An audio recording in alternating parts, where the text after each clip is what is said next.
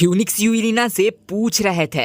नहीं, तुमने अभी क्या कहा? यूलिना खुशी के साथ बोलती है, क्यों ना आप मेरे साथ ब्रेकफास्ट करिए योर ग्रेस। रात का मौसम, वो हवाएं, उन हवाओं के साथ फ्यूनिक्स मनी मन सोचते हैं, उसे ना ही मेरे मैजिक स्टोन्स चाहिए, ना ही मेरे पैसे चाहिए, ना ही मेरी वो शरीर चाहिए जिससे मैं वॉर पर काम आ सकता हूँ, लेकिन बस वो सिर्फ इतनी छोटी सी चीज मांग रही है, मेरे साथ ब्रेकफास्ट करना। लेकिन आखिर ये छोटे चेहरे वाली औरत ब्रेकफास्ट करेगी कैसे? देन फ्यूनिक्स सोचने लगते हैं, क्या मैं इसके लिए बाहर माउंटेन से कुछ एकोरेंस लेकर के आ जाऊं? देन यूलिना बोलती है, मुझे माफ करिएगा आपको ब्रेकफास्ट के लिए इनवाइट करने के लिए। देन मन में यूलिना सोच रही थी, वो काफी ज्यादा खामोश लग रहे हैं, इसका मतलब वो पक्का मुझे मना करने वाले हैं, है ना? यूलिना काफी ज्यादा उदास होकर अपने छोटे से दिमाग में सोचने लगती है, मैंने सोचा था अगर हम दोनों के बीच थोड़ी बहुत बातें होंगी तो ये थोड़ा ज्यादा कंफर्टेबल हो जाएगा, लेकिन अगर चीजें ऐसे ही चलती रही तो क्या मैं योर ग्रेस के सच में क्लोज आ पाऊंगी? फ्यूनिक्स बोलते हैं,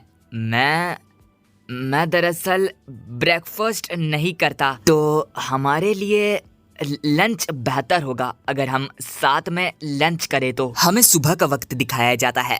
यूलित आकर फ्यूनिक्स से बोलता है, आप आज जल्दी उठ गए? आप तो सुबह उठ गए, इतनी दूर तक क्यों जा रहे हैं आप? यूलित आगे बोलती है, देखो यार मुझे माफ करना, मैं कभी कभार बोल देता हूँ क्योंकि ये लोंडा थोड़ा बहुत मर्द की तरह दिख रही है। आपने हेड चीफ को डाउन में रिप्लेस करने के लिए ऑर्डर क्यों दिया? फ्यूनिक्स जवाब देते हैं, ये वक्त है बदलने का। यूलित पूछती है, क्या ये हर ग्रेस की वजह से है, द ग्रैंड डुचेस की वजह से? तभी फ्यूनिक्स कहने लगते हैं, ओ हाँ मुझे याद आया, मुझे तो एक लंच करना था ग्रैंड डुचेस के साथ। यूलित चिल्लाकर बोलती है, ऐसा प्रिटेंड मत करिए जैसे कि आपको अभी अभी याद आया। फिर यूलित फ्यूनिक्स से पूछती है, क्या आपके और उनके बीच कल कुछ हुआ था? फ्यूनिक्स शर्माते हुए और मुंडी दूसरी तरफ करते हुए जवाब देते हैं, वैसे वो ग्रैंड डुचेस तो बनने ही वाली है, तो उसके साथ मील करना कोई बड़ा बात नहीं होगा। फ्यूनिक्स को देखकर यूलित मनी मन सोच रही थी, क्या ग्रेस यूलिना के पीछे पागल हो गए हैं? ये तो काफी अच्छी बात है अगर वो दोनों साथ मिल जाते हैं और ऐसे ही उनका बॉन्ड आगे बढ़ जाता है। मैं भी हीज ग्रेस अपनी एक नॉर्मल फैमिली बना ले और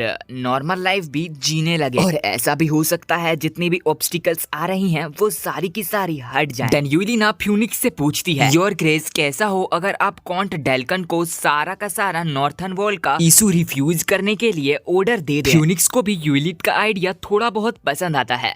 आगे यूलित बोलता है, आपको इसमें लगभग 3 महीने लग सकते हैं। और फ्यूनिक्स मनी मन सोच रहे थे, अगर ऐसा होता है तो फिर ग्रैंड डुचेस भी डेल्कन को 3 महीने तक नहीं देख पाएगी, फिर वो उसे सीधा 3 महीने बाद ही देख पाएगी। फ्यूनिक्स थोड़ा हंसते हैं और बोलते हैं, हाँ कर दो। महल का सीन, महल के अंदर यूलिना डेल्कन से बोलती है, तो क्या आप नॉर्थन वॉल के लिए जा रहे हैं? डेल्कन जवाब देते हैं, हाँ मुझे जाना है, लेकिन उससे पहले मैंने तुम्हें यहाँ बुलाया है क्योंकि मुझे तुम्हें कुछ बताना था। क्या तुमने अपने और हीज ग्रेस के मैरिज को समाप्त कर दिया? डेल्कन की बात को सुनकर यूलिना हैरान हो गई थी।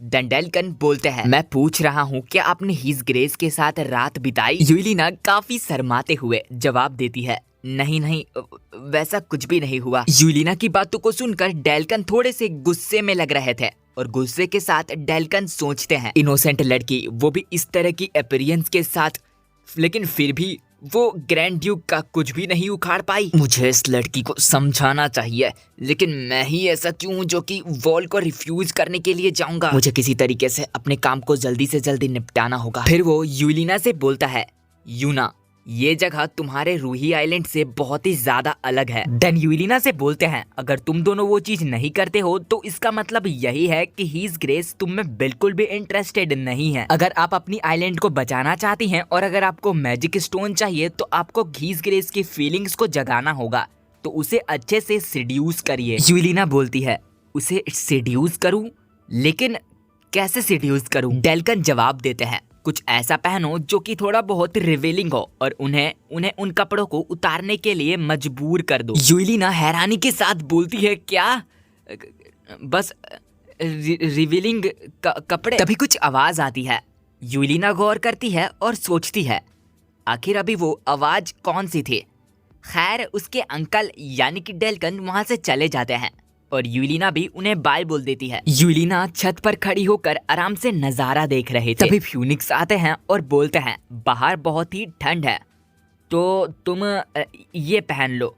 और फ्यूनिक्स भी सूट बूट में काफी अच्छे लग रहे थे। उन्होंने यूलिना को ऊपर से कपड़ा पहना दिया ताकि यूलिना को ठंड ना लगे। तन शर्माते हुए दूसरी तरफ मुंडी कर कर फ्यूनिक्स बोलते हैं अगर तुम्हें कोल्ड हो जाएगा तो फिर ये काफी दिक्कत वाली बात होगी। यूलिना भी जवाब देती है आपका दिल से शुक्रिया। यूलिना को देखकर फ्यूनिक्स भी काफी ज्यादा शर्माने लगे थे। फिर फ्यूनिक्स अपने स्वॉर्ड को पकड़कर बोलते हैं स्लीव्स को कट करना बेहतर होगा। यूलिना फ्यूनिक्स को रोक रही थी और फ्यूनिक्स से बोलती है अगर मैं इन कपड़ों को इस तरीके से मोड़ दूंगी तो ये काम करेगा और ये बिल्कुल सही होगा, लेकिन कपड़ों को काटना वो वेस्ट हो जाएगा। शर्माते हुए फ्यूनिक्स पूछते हैं क्या तुम काउंट डेल्कन से मिली? यूलिना जवाब देती है हाँ, लेकिन वो काम के लिए कुछ वक्त के लिए जा रहे हैं। फ्यूनिक्स सोचते हैं वैसे मुझे पहले से ही पता है वहाँ किस चीज के बारे में बात हुई थी। मैंने हॉलवे से सब कुछ आराम से सुन लिया था। हॉलवे में जहाँ उन्होंने सुन लिया था डेल्कन की बात को, जहाँ डेल्कन बोल रहे थे तुम्हें उन्हें जल्दी से जल्दी सिड्यूस करना होगा। और फ्यूनिक्स सारी बातों को सुन लेते हैं। प्रेजेंट में फ्यूनिक्स यूलिना से बोलते हैं डेल्कन तो चले गए, अगर तुम्हें मुझसे कुछ चाहिए तो तुम मुझे बता सकती हो। यूलिना दूसरी तरफ मुंह करके सोचने लगती है। फ्यूनिक्स मन ही मन सोच रहे थे आखिर तुम इतना हेजिटेट क्यों कर रही हो? जैसा डेल्कन ने कहा अगर तुम वैसा करती हो तो सब कुछ बिल्कुल ही ठीक जाएगा। यूलिना शांत थी। तभी यूलिना के पेट से आवाज आता है। दोनों के बीच खामोशी और भी ज्यादा बढ़ जाती है। यूलिना शर्माने के साथ बोलने लगती है मुझे मुझे मुझे माफ कीजिएगा, मुझे सच में माफ कीजिएगा, मैंने सुबह से कुछ भी नहीं खाया। मैं तो हमेशा कोशिश करती हूँ कि मैं ब्रेकफास्ट अच्छे से कर लूँ। यूलिना शर्म से लाल हो गई थी और बहुत ही ज्यादा शर्मा रहे थे, लेकिन उससे भी ज्यादा तो हमारे फ्यूनिक्स शर्मा रहे थे और शर्माने के साथ मन ही मन सोचने लगते हैं आखिर ऐसा कैसे हो सकता है? आखिर ये औरत सिर्फ अपने पेट की आवाज से किसी को सिड्यूस कैसे कर सकती है? क्यूट क्यूट, बहुत क्यूट। अगले सीन में फ्यूनिक्स बैठे बैठे कुछ कर रहे थे। फ्यूनिक्स अपने आगे वाले पर्सन को कुछ बताने की कोशिश करते हैं।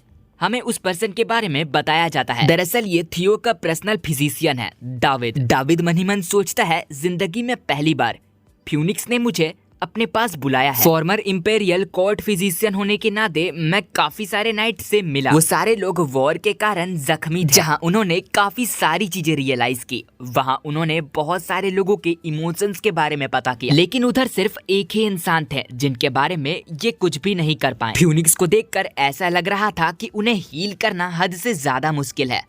उसके पास तो बिल्कुल भी कोई इमोशंस नहीं है। अगर इस जैसे इंसान ने मुझे पहली बार बुलाया है तो कुछ ना कुछ तो इमरजेंसी जरूर होगा। दाविद फ्यूनिक्स से पूछता है फ्यूनिक्स क्या आप किसी चीज के बारे में बात करना चाहते हैं? फ्यूनिक्स बोलता है हाँ बिल्कुल। तो फिर आप क्या कहना चाहते हैं? फ्यूनिक्स बोलने लगते हैं मुझे ऐसा लगता है कि मैं कर्ज्ड हो चुका हूँ। दाविद और यूलिना का रिएक्शन हैरानी भरा था। फ्यूनिक्स आगे बोलते हैं मुझे ऐसा लग रहा है कि मेरे अंदर कुछ चल रहा है और बाकी लोग सोच रहे थे अचानक से इन्हें क्या हो गया। दाविद पूछता है क्या आपने किसी तरीके से नया घर खरीद लिया है? लेकिन फ्यूनिक्स तो अपनी ही बकवास कर रहे थे। पता नहीं वो कहाँ कहाँ की बातें लाकर कुछ भी बोले जा रहे थे। एक बड़ा टेल टीथ जो कि फूल की तरह महकता है और बहुत ही एडोरेबल दिखता है और वो उसने मुझ पर स्पेल कास्ट कर दिया है। ऐसी बकवास तो दाविद ने अपनी जिंदगी में पहली बार सुनी थी। दाविद भी हैरानी के साथ बोलता है अच्छा तो ऐसी बात है क्या? दाविद बोल रहे थे तो इसके पीछे कोई कारण होगा। आप बोल रहे हैं कि आप कर्ज्ड हो चुके हैं तो उसके पीछे कोई रीजन होगा, इसलिए आप ऐसा बोल रहे हैं। शर्माते हुए अचानक से फ्यूनिक्स जोर से अपना हाथ टेबल पर पटकते हैं और बोलते हैं मैं तब से उसे देखने के लिए इंतजार कर रहा हूँ। अगर मेरी बस में रहा तो मैं अपने पॉकेट में उसे रख लूंगा और उसे बार बार निकाल के देखता रहूंगा। और ये बात फ्यूनिक्स बहुत ही शर्माते हुए बोल रहे थे। और यार आप लोग अंदाजा लगा करके देखो, अगर आपने सही अंदाजा लगाया है तो बढ़िया बात है, क्योंकि मुझे तो ऐसा लग रहा है फ्यूनिक्स को प्यार हो चुका है। किससे वो तो आपको पता ही होगा। खैर आज के लिए इतना ही था। वीडियो खत्म, चलो अब जाओ यहाँ से यार। आई नो मैं बहुत लेट वीडियोस डालता हूँ, ऊपर से छोटी वीडियोस डालता हूँ। और भाई मैं सच बताऊँ तो भाई मुझे वक्त ही नहीं मिल पाता यार कि मैं वीडियोस बनाऊँ। और जितना वक्त मिलता है मैं उसमें से छोटी छोटी वीडियोस ही बना पाता हूँ। प्लस मेरे पास बहुत ज़्यादा काम हो रहे हैं और मैं कुछ अलग करने का भी ट्राई कर रहा हूँ। और अभी के लिए मेरे लिए अभी के लिए बस इतनी ही बड़ी वीडियो बनाना पॉसिबल हो पा रहा है। वेल आगे देखेंगे, अगर आगे बहुत ज़्यादा वक्त रहा या फिर मुझे वक्त मिल पाया तो मैं और लंबी वीडियोस बनाने का ट्राई करूँगा। लेकिन शुक्रिया अगर आप लोगों में से किसी ने भी यहाँ तक देखा होगा तो दिल से थैंक यू यार। और बस लाइक कर दो और क्या बोलूँ और मैं भाई, थैंक यू यार, मतलब भाई अब मज़े करो।